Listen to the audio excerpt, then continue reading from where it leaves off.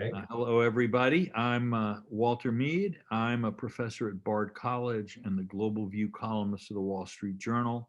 Today, with less than a week until Election Day, so it's still before Election Day for anybody who sees this recorded afterwards, I have the pleasure of speaking with Mark Stites about the 2020 presidential race, current polling data, and what this election can tell us about American society today.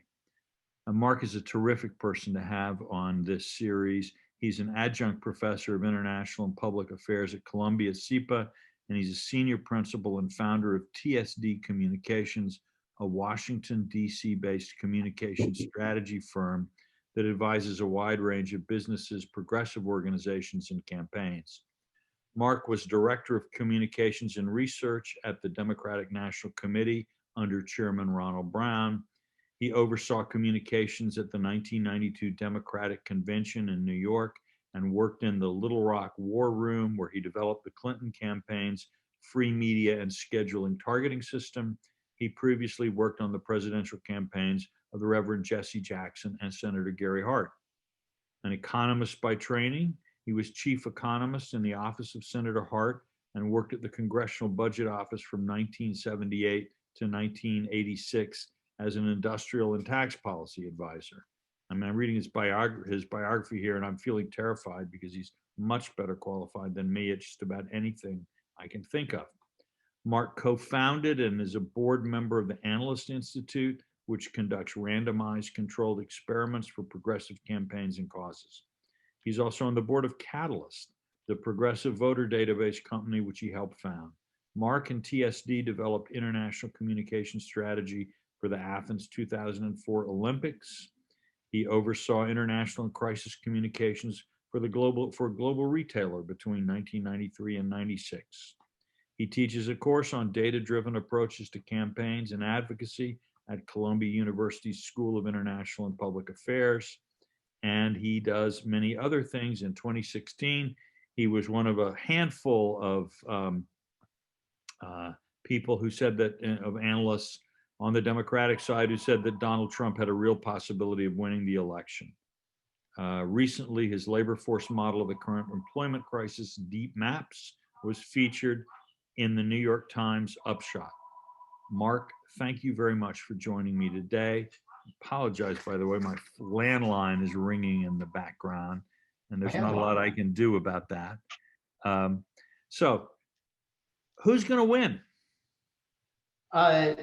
Biden. It is possible. You know, I mean, anything is possible. It is possible that Donald Trump will win, but it's very, very hard to see any path through which he can win the Electoral College, and almost impossible to imagine him winning the popular vote. So, what has made Trump's position weaker in 2020 than it was in 2016? A variety of things. His message, when you start with, in 2016, he did not win a majority of the vote. He won a very close election by the narrowest of margins with a substantial third party vote. And so he squeaked in 2016, and people hear how close it was, but there's sort of it's hard often to remember how insanely close it was, how if 40,000 people had switched their votes out of more than 120 million people who voted, if 40,000 had switched their votes, now I was allocating them exactly, not only would Hillary have won, but if you gave me 120,000 people and allowed me to switch their votes, Hillary would have won in close to a landslide. So it was a very closely divided nation, and in 2016, and with him having a minority. Since then, he has basically added almost no one and subtracted many, and hyper engaged the other side. In 2016, Hillary Clinton was the emblem of what the other side hated about the Democratic Party. Right? She was the encapsulation of the anti-message. When Trump, almost campaigns boil down to us versus them, right? What I say about myself, what I say about them. And you really want what you say about your opponent to reinforce that message.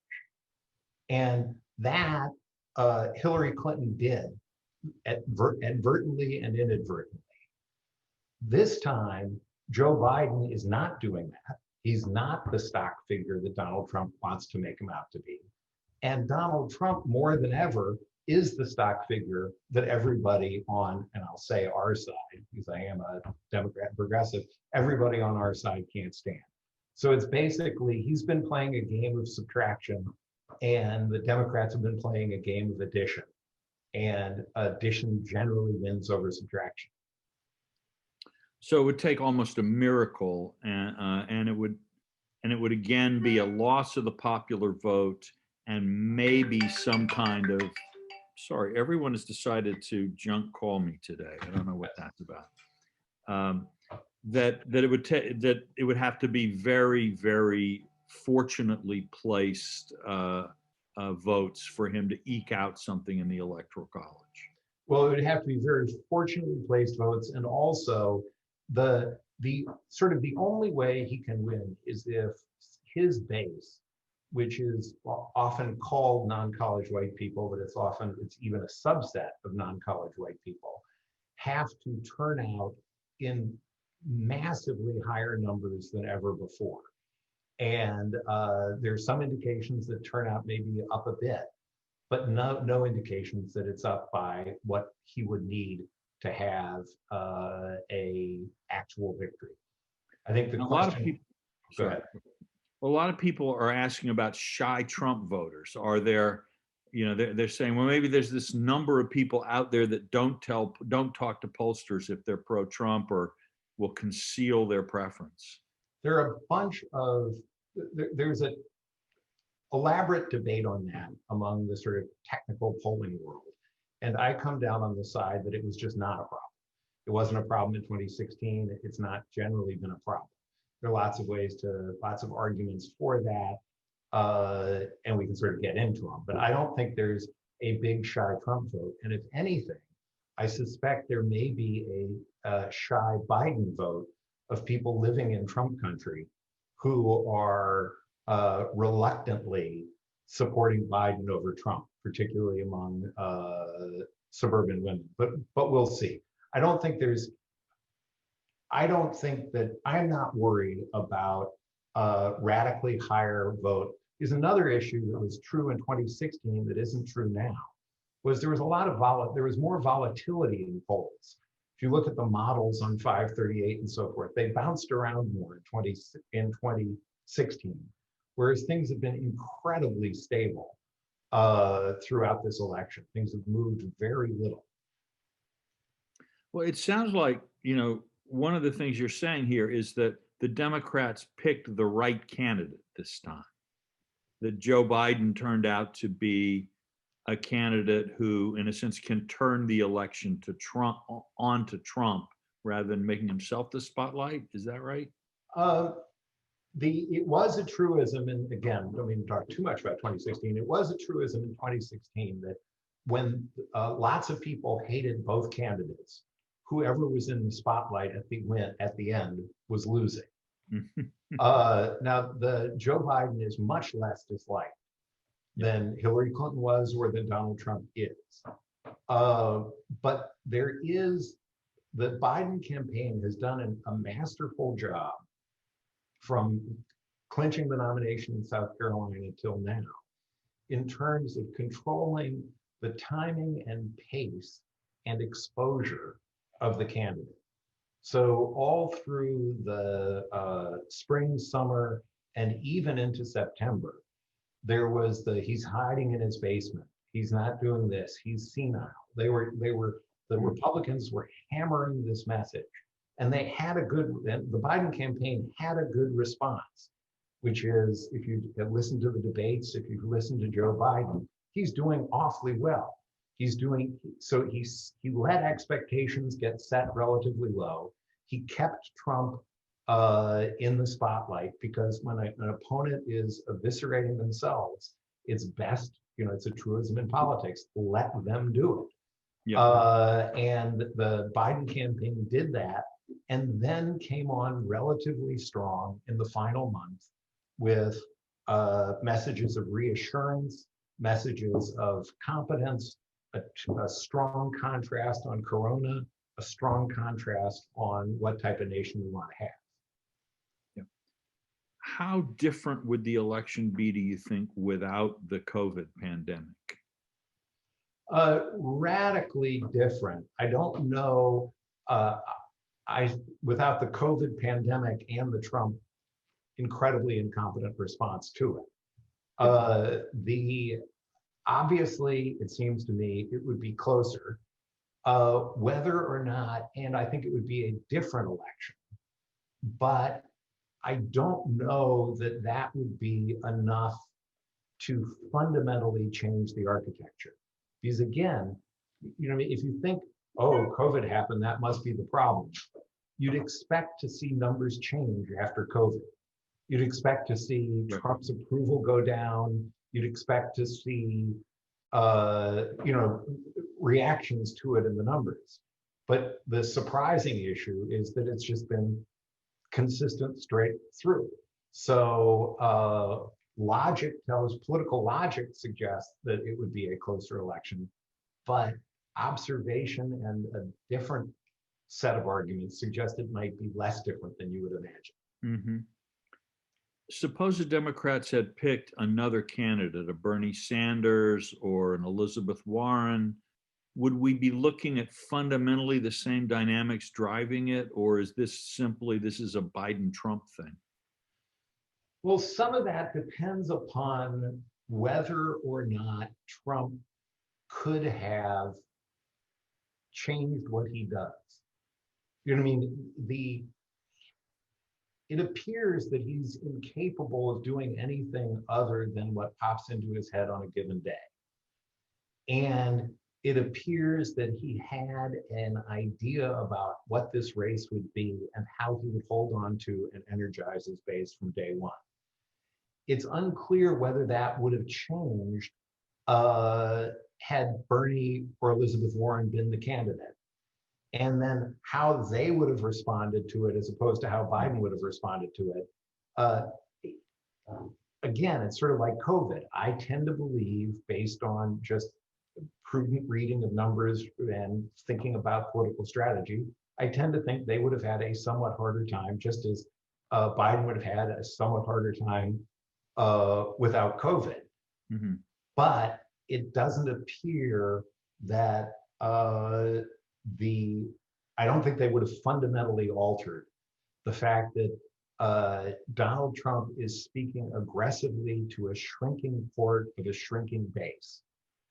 And there are opportunities for progressive candidates to push back on. Yeah. So in that sense, Donald Trump, even though he's losing the election, or in fact, perhaps this is why he's losing the election, he continues to make everything about him. It's just this time, and that doesn't seem to be giving him a path to the White House. Is that? Well, it's yes, in one sense, but it's also about him in 2016 meant about us to lots of Americans, because he was defining himself as the fighter, the person who stands against corrupt elites, the person who stands against people who look down on people like us, right? And that was an awfully big us that came under that umbrella. That a lot of people could feel sympathy for that. Right now, his us is a small group of people who see the world in a very angry and dark. It is a smaller group of people who see the world in a very angry and dark fashion. Now, again, I would be very unhappy if I'm wrong, but I absolutely could be wrong. Nobody has perfect crystal balls. But if in the event that Donald Trump does much better than expected, what we will be seeing is that the reservoir of real anger and resentment is higher than Mhm. is higher than it was in 2016. Another interesting question is that he was running a throw the bums out uh, campaign in 2016. He's arguably had a good run, but for COVID, great economy and so forth. Yet instead of morning in America, he's running America's burning. Yeah, this interests me. I think you have something to show us. Well, let me see if this can work. Uh, it's two ads. Let me share screen, and then in 2016, one of the things that made me at the very end think that Donald Trump really might win was this ad. This was his final 2-minute ad. And somebody shout if it is not audible and going. Our movement is about replacing a failed and corrupt political establishment with a new government controlled by you, the American people. The establishment has trillions of dollars at stake in this election. For those who control the levers of power in Washington and for the global special interest, they partner with these people that don't have your good in mind. The political establishment that is trying to stop us is the same group responsible for our disastrous trade deals, massive illegal immigration, and economic and foreign policies that have bled our country dry. The political establishment has brought about the destruction of our factories and our jobs as they flee to Mexico, China, and other countries all around the world. It's a global power structure that is responsible for the economic decisions that have robbed our working class, stripped our country of its wealth, and put that money into the pockets of a handful of large corporations and political entities. And notice the only thing that can stop this corrupt machine is you. The only force strong enough to save our country is us. The only people brave enough to vote out this corrupt establishment is you, the American people. I'm doing this for the people and for the movement, and we will take back this country for you, and we will make America great again.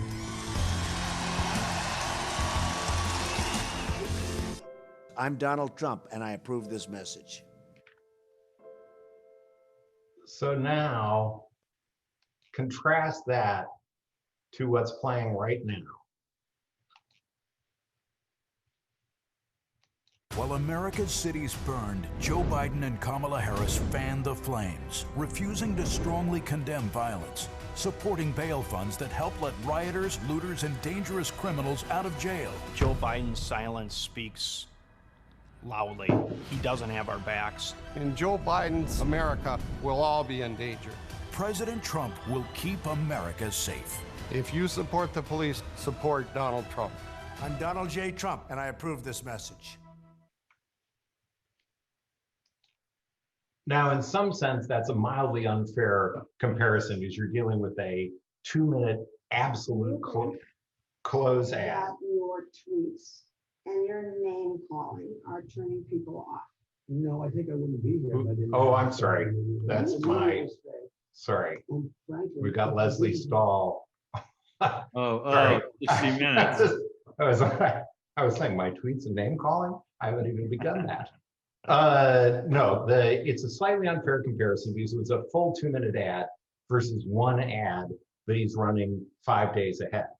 But the difference in tone between those two ads strikes me as emblematic of the difference in tone between the two campaigns. And one seems to me to be the first leapt out of the screen at me 4 years ago as that's a winning campaign. That's a powerful ad, well done, sets up a lot of negative emotion at the beginning, ends with soaring rhetoric. You know what I mean? I was moved. Whereas the just harsh, negative messaging of the current Trump campaign it seems to me that he's like goading people into being pissed off enough to vote because he's angry and frustrated. But there's none of that. Here's what we can do. And he was in the closing days of 2016. He worked hard to give people permission to vote for him. People had doubts. He was giving them permission. You know, he won 3/4 or more of people who disliked both candidates. And it seems to me right now he's pushing away people who don't like him and Biden. And Biden is working hard to give people permission to vote for him who might be a little queasy about it otherwise. You know, one of the things I kind of envy about the work that you do is that you really spend a lot of your time trying to understand what's going on in the minds of the American people and sort of probing and analyzing developments in public opinion that are sometimes sort of, you know, hard to see. I mean, each of us just meets the people that we meet. What, you know, as America gets ready for this election, what's on people's minds? How is the country thinking, or different groups in the country? Yeah, I was going to say the country. I don't know. It's a truism, and you know that the country is more divided than ever. That polarization has occurred, but I think it's actually more complex polarization and more complex spread. And I'm not as confident as many in thinking that we've blown apart entirely. But indeed, what people are thinking in places that have been ravaged by COVID and have jobs that depend upon being in contact with people versus people who have jobs that allow them, like me, to sit in my home and work over Zoom. You know what I mean? There are different conversations going on. There are different conversations. Young people and old people, middle-aged people are in different places, many places. Men and women, you know, there are lots of different things going on. I think that there's a uniting thing is wanting, you know, there's an interesting issue, which is people want this to be over, right? The people. Are you talking about the election, Trump, or COVID, or all three? I think all three, probably in the order of COVID, Trump, and the election. But on the other hand, we're going to have probably the highest turnout since 1904. You know what I mean? The people are engaged. So that's one thing that's on people's minds. How to deal with COVID and what to do about the pandemic, and are we too shut down? Are we not? You know what I mean? How do we make things move forward? Who to trust? What to believe is obviously on people's minds. The character, I'm a little uncomfortable with the Biden's final ad, which is sort of back to the character of the nation issue. But that is something that many people are talking about. Yeah. Yeah. Well, you know, the thing about the COVID thing that strikes me is, you know, we were talking a little bit earlier about this, that you know, for some people it's an inconvenience, and for other people it's a life-shattering catastrophe.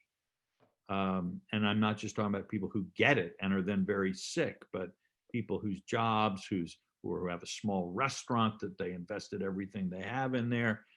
As you look at polling, how do people who are heavily impacted by COVID, how are they processing things that's different from people who aren't much?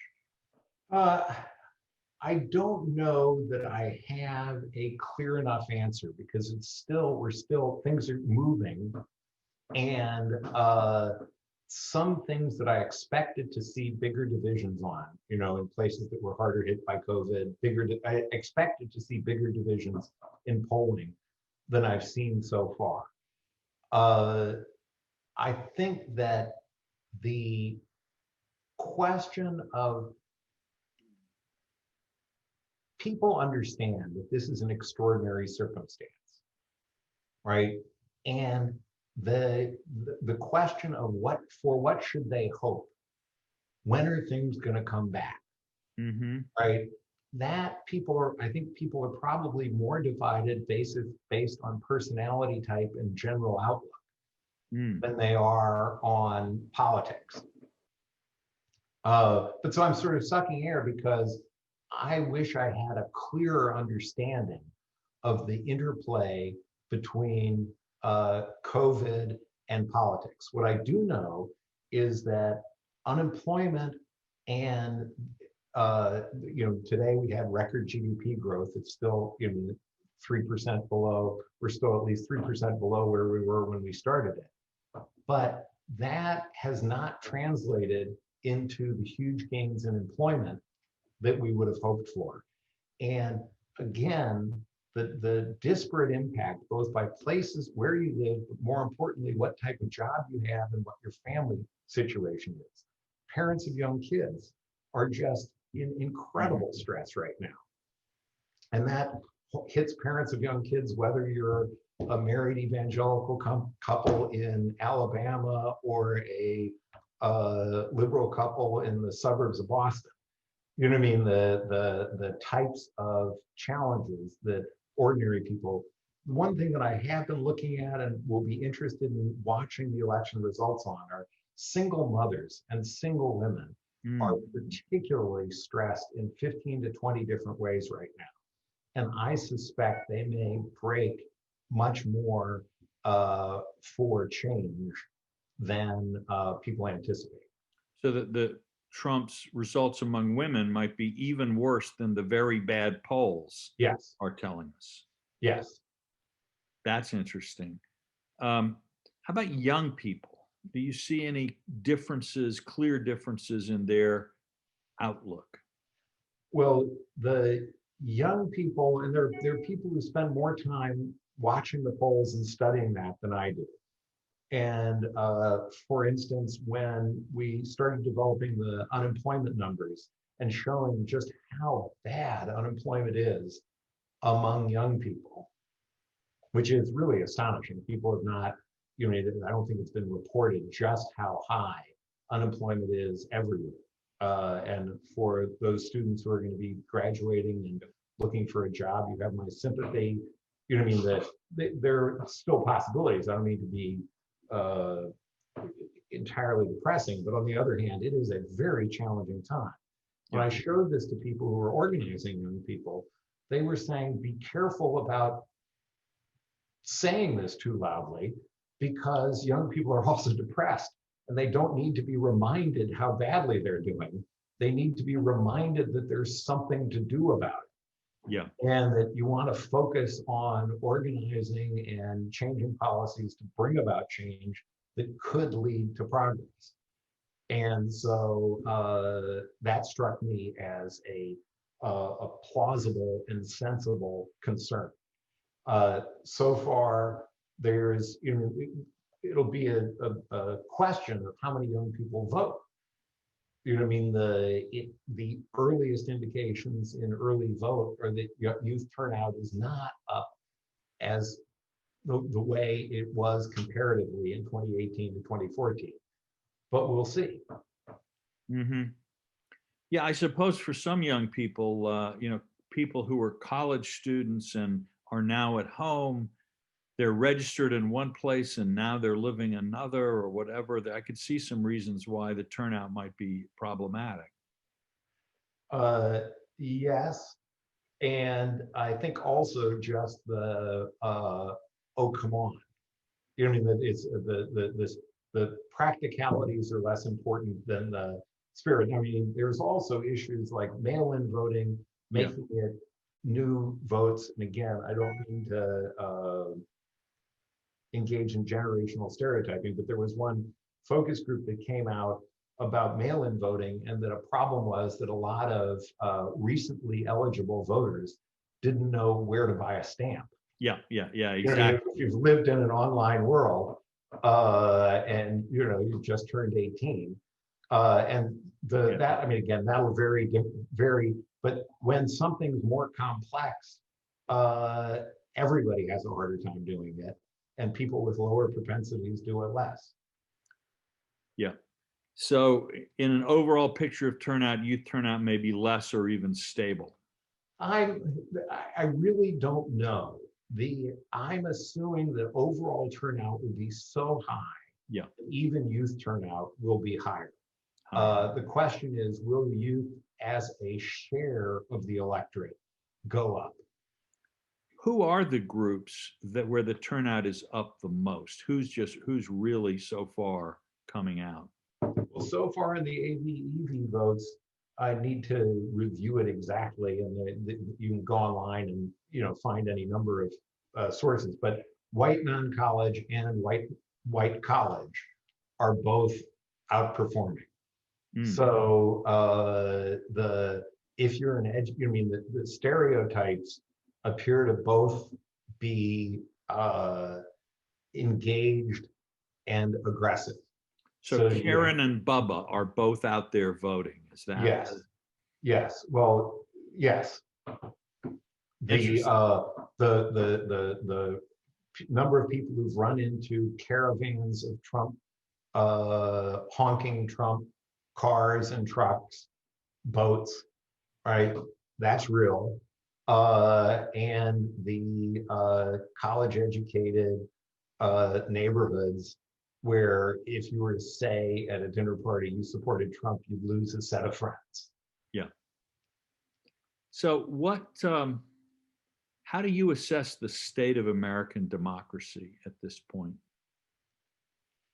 Well, when I start to get depressed and hand-wringing about that, I essentially turn to your world and start reading history.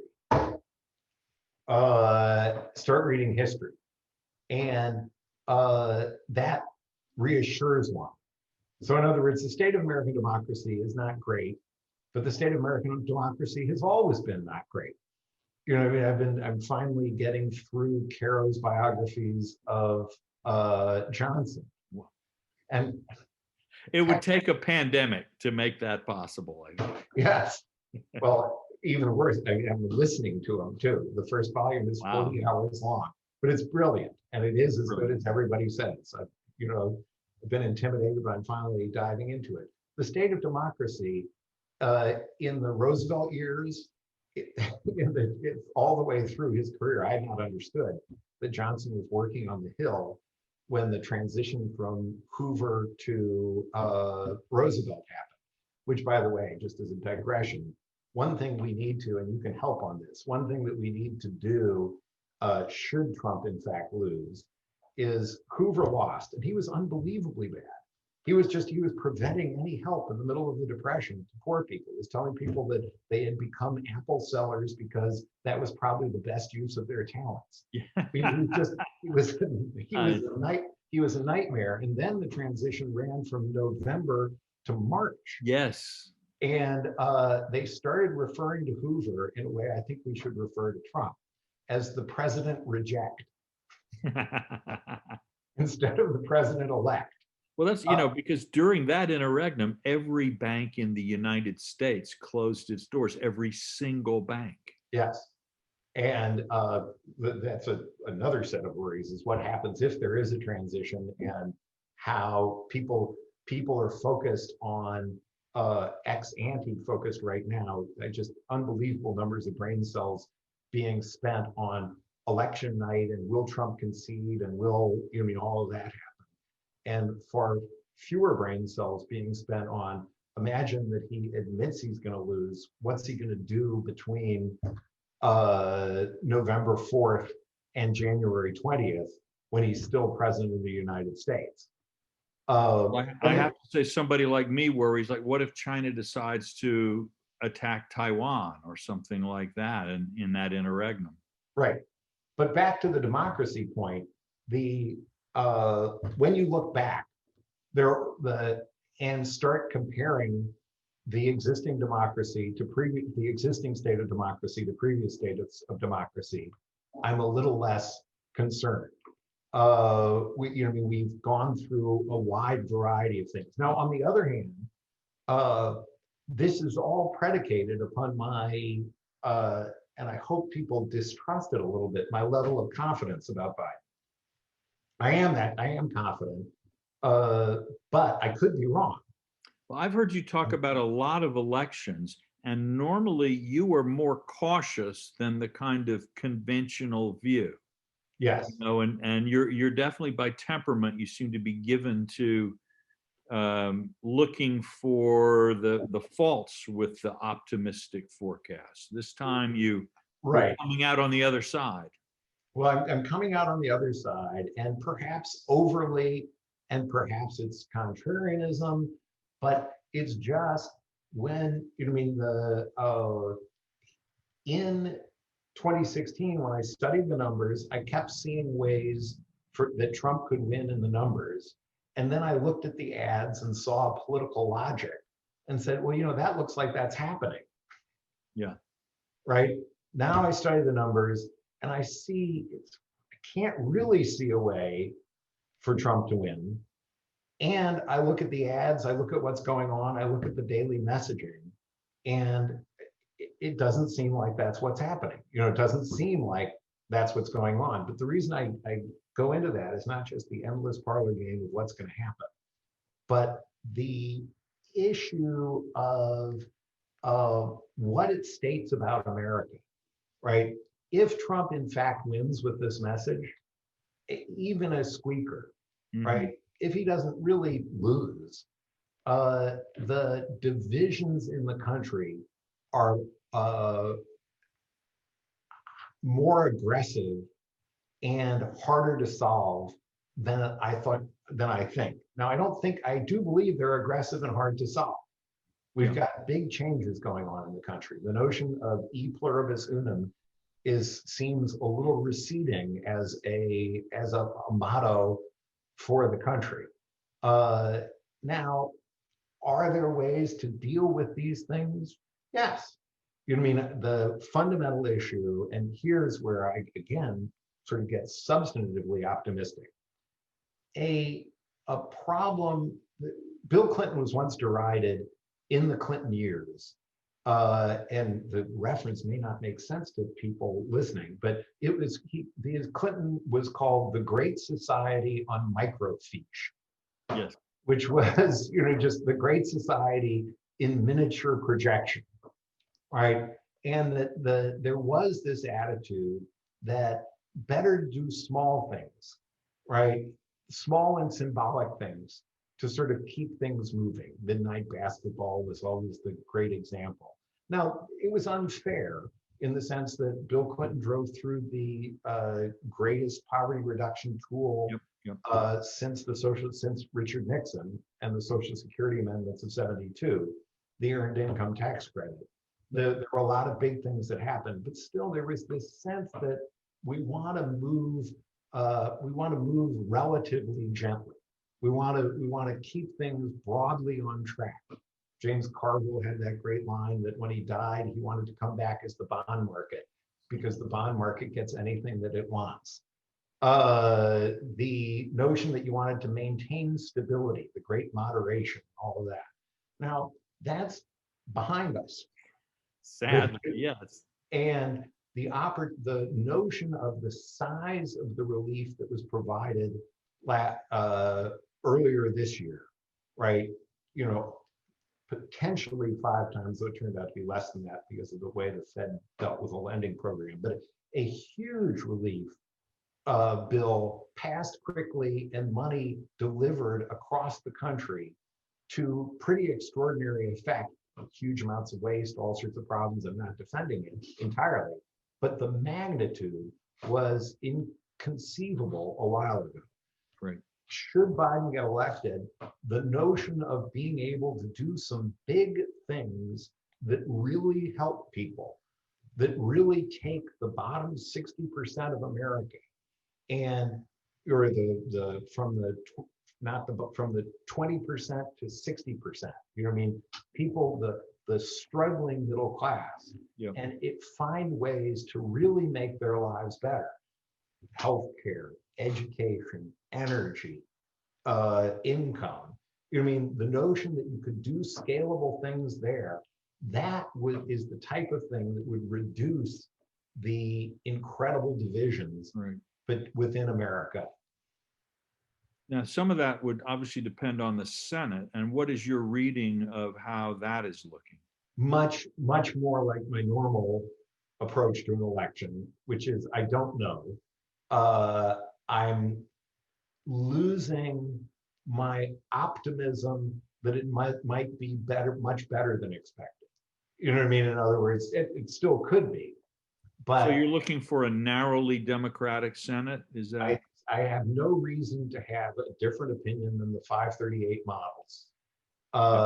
And they're not, you know, they're models, they're off, but I think they're, I haven't looked within a day or two, but you know, 50.5, 51 seats. Now, a lot of it will come down to how these states break. Now, one thing about elections is very often things break one way, right? And break one way everywhere. And so it is still possible we're going to have a very good night. It's still that I had worried a lot about 3 weeks ago that we were going to have it clear that Trump would lose. And then a lot of people would vote for split government. Right. Because they want to put a break. You know, they were a little reluctant to vote for Biden and the Democrats. So I'll stick with Susan Collins. Yeah. I'll stick with Tom Tillis. And that still could happen.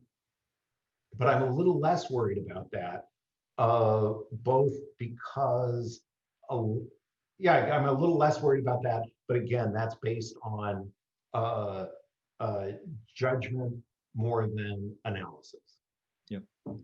I could ask you more questions, and I've got plenty of them, but I do want to remind the folks in our audience that if you would like to ask a question, you can put it in the chat room and in the chat function, and I'll ask it for, I'll be your ventriloquist here, or your ventriloquist dummy. So let's talk about the middle class. Who is the middle class in America, in your view? What income distribution makes somebody middle class? A more interesting and longer, that's an interesting question with a lot of long answers, in the sense that you've got to start separating things by age. There are lots of, you know, I mean, when you use income as a measure, you have extremely, you know, well-off old people who have extremely low incomes, and they start appearing middle class. I mean, there are all sorts of ways that they own a house, they've got bank accounts, blah, blah, right. blah. Right. But I think that the sort of an important thing to remember in terms of less the pure economics of the middle class and more the national conversation and awareness is that a lot of our entertainment and advertising and a lot of what we see, a lot of our entertainment and awareness of each other and conversation is funded by advertising. Mm-hmm. And advertising is aiming at people who have money to spend. And so the lens is focused on people with more money. Okay. The overall camera, this, you know, years ago, and again, this is I need a more modern reference, but there was a movie called Ordinary People that made the now elderly Timothy Hutton a star. Now older Timothy Hutton a star. But Ordinary People was about a family struggle with addiction. It was a cutting edge movie at the time. But they were rich. They weren't ordinary people. They were ordinary in the sense that they were ordinary of what shows up on in culture as ordinary. So where all these 20-somethings in New York and on TV who have fantastic apartments. Yes. So the notion that the top 20%, the top 25%, the top 1%, there's lots of discussion about how the top 1% is pulled away, but there's less discussion about how over the past 30 years, the top 20% has pulled away. The super zips, you know, I'm not a general fan of Charles Murray, but he did do some interesting analysis that has been pursued by others on well-to-do neighborhoods where college-educated people marry other college-educated people and raise kids to go to college. And the degree to which that top 20% has pulled away from the rest of America and don't see themselves, don't see ourselves as rich, and indeed will self-identify as middle class. Right. But then you take people who are making between $40,000 and $150,000 a year even. And they look at people who have that higher level of income and see them living in a different world. Right. And so when Joe Biden, it is a challenge I have, is when Joe Biden was on 60 Minutes, he couldn't have been clearer. He said, "You have my word as a Biden. No one who earns less than $400,000 a year will pay higher taxes." Mm-hmm. Well, there he was talking to one part of the coalition, one part of the Democratic coalition that thinks of itself as middle class, that I don't think of as middle class, which is people who make between $200,000 and $400,000 a year. Yeah. So our ideas of the middle class are very different from where the actual middle of the income distribution is. Our cultural nostrums about our cultural identity around the middle class. And now the middle class, the actual middle class, the people who are struggling through, people who are who find an elite college a unbelievable obstacle in terms of finances, right? Because if they're not don't earn little enough to get a huge financial aid, but don't earn enough to pay for it. You know, I mean, there's just a huge amount of struggle there. Things like income security, things like the ability to, there's liquid asset, the notion of being able to withstand a shock. What happens if you need to pay $1,000 on your car because it's broken down? What happens if people who have sort of normal lives, but are extremely vulnerable to negative shocks, right? Those are people who have who need to need to see policies aimed at improving their lives, because they fundamentally, and that, it seems to me, is a fundamental challenge of the Biden administration and the Democratic Party moving forward.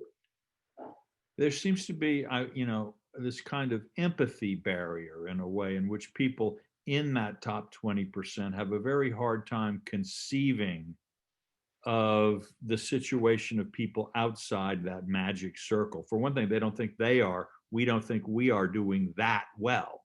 Right. Because look at those, look at the exactly. person.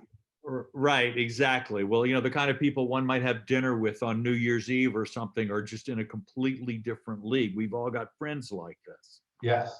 So, but also I'm thinking, certainly when I was growing up, much closer to World War II and the start of all of this, any middle class family, because there was so much social mobility at that time, you're guaranteed to have a bunch of relatives who weren't middle class or who were lower or who were genuinely middle class. Right. They're just struggling like heck.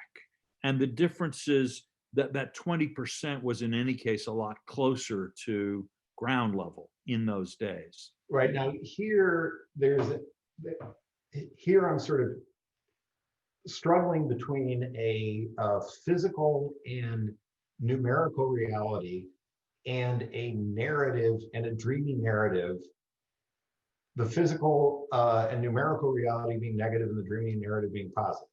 The sorting geographically of America, right? There's this book, The Big Short, but if you look at population density, if you want to know how a neighborhood votes, you can basically just ask, what's the population density here?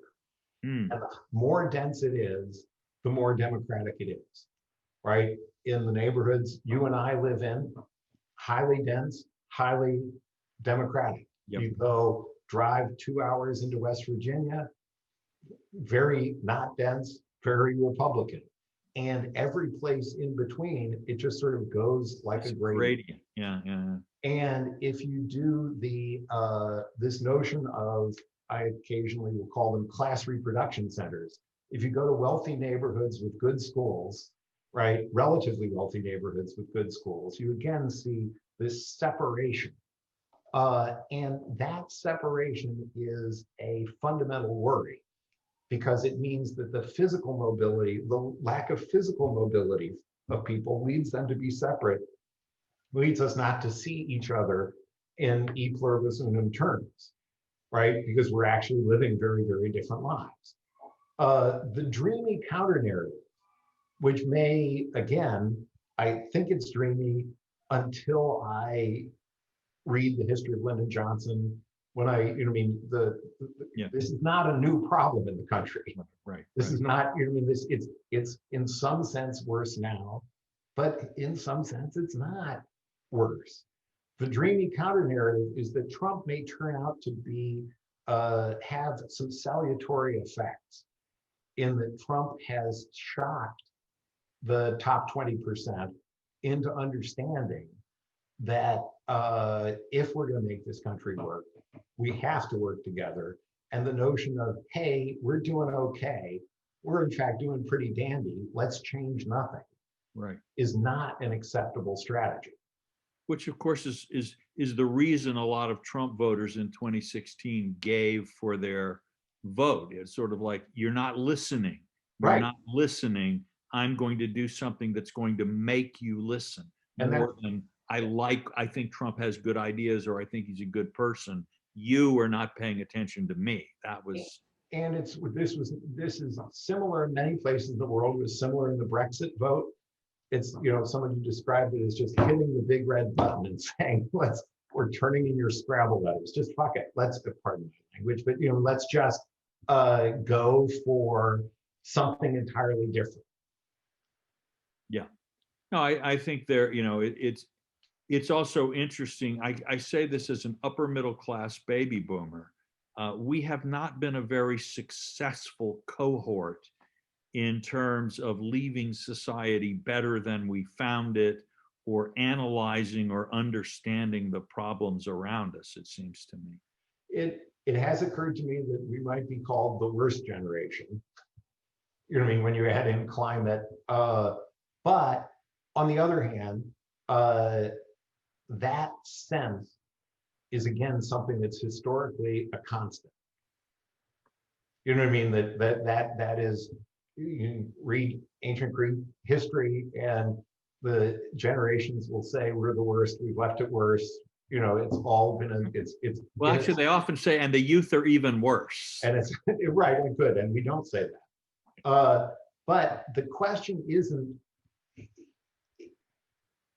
The question is, what do we do? Yeah. And I will say that the notion that people want to do stuff, you know what I mean? The polling on do you want government to do more or less is really quite extraordinary. It's gone up. People are more socially ambitious than they have been in the past. And so if there may be a chance that if we can deliver, the progress is at hand. I see we have a couple of questions in from the audience. One is, what are the telltale signs on election night that Biden is winning or that Trump is surprising us again? How long will it take before we have any sense of that? Well, the interesting question.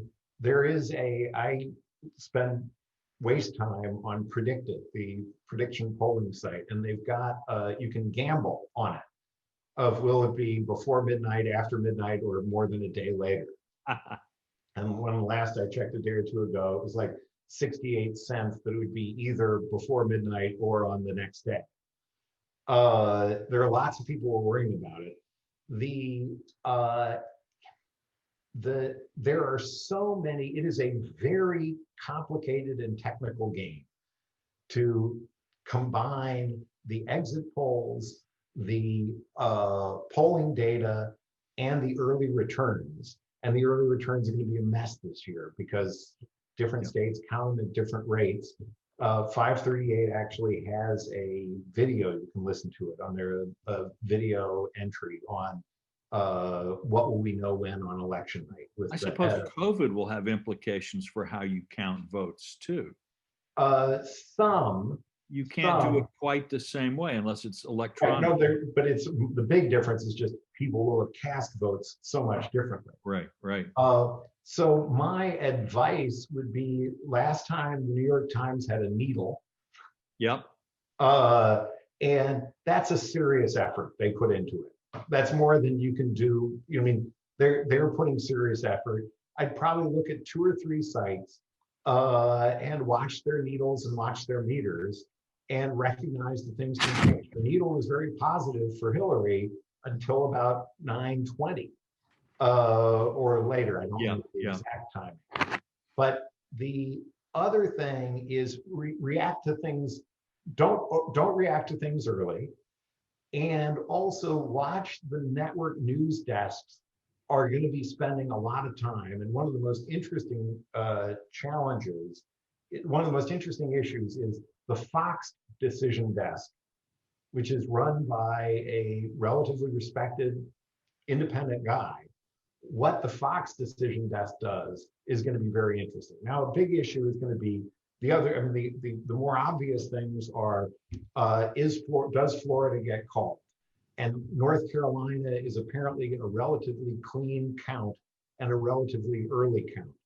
And if North Carolina goes strongly for Biden or strongly for Trump, if it goes strongly for Trump and they're calling it very early, that's and then if North Carolina and Florida are looking good for Trump, then I'm proven an idiot or proven over my skis or whatever. And on the other hand, if they both go strongly for Biden, then we've got a better night planned. Right. So my general sense is if it looks like Biden has won on election night, he's probably won. But if Trump is ahead in that first count, there's really some serious doubt about how that would play out as the absentee votes and so on come in. Well, that's the case, and again, who knows how things are going to get reported on election night, right? How things, I mean, this morning we had the record GDP growth, and I'm sort of astonished at how little play in some places it's getting, including some of the far right sites. But who knows how it's going to play out. People are focusing on Trump is likely to win election day voters, right?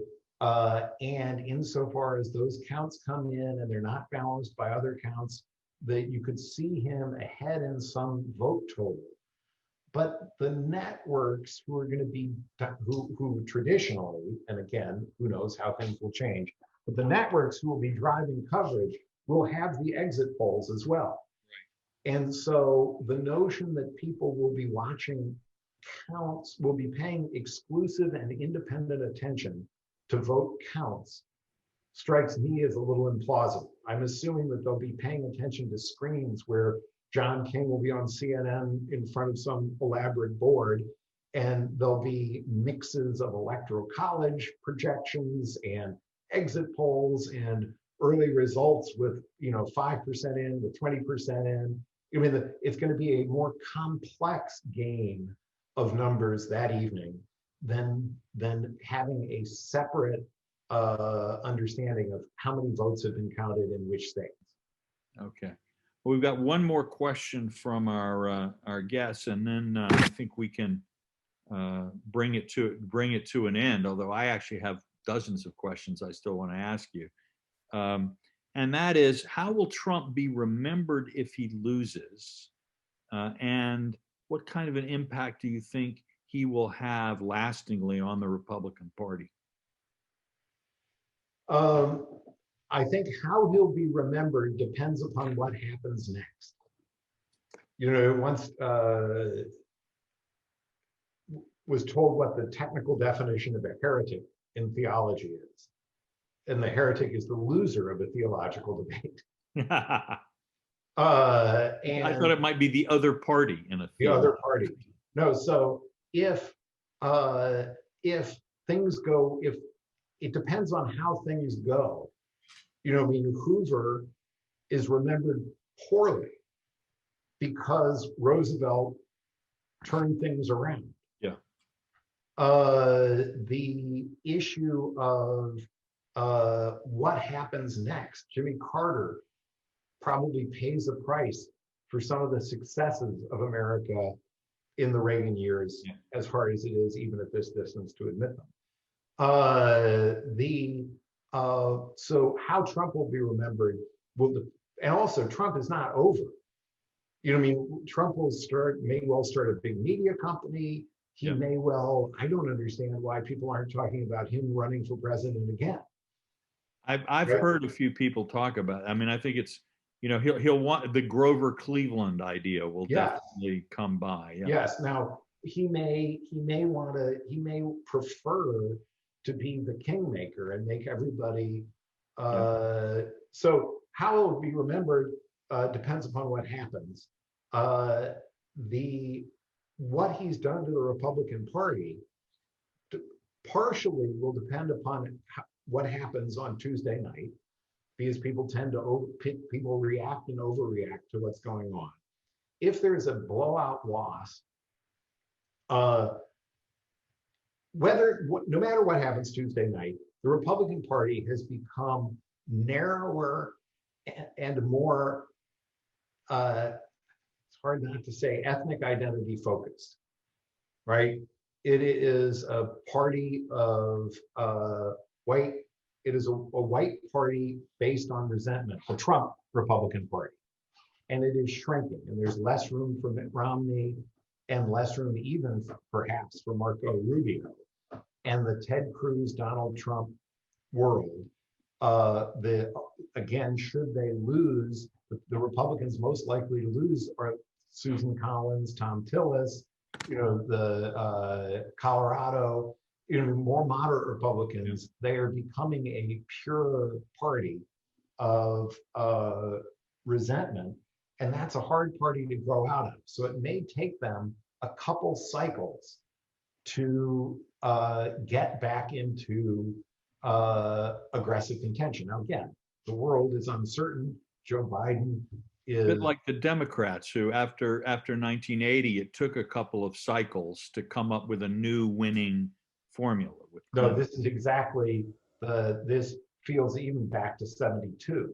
You know what I mean? This is this does feel that like they will have a period of time. I suspect it'll take more than 4 years before they have their Bill Clinton, before they have a march back to majority role.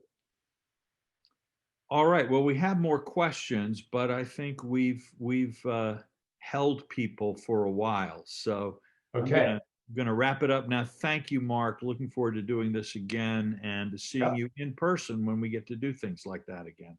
Indeed. Thank you all. Thanks. Take care.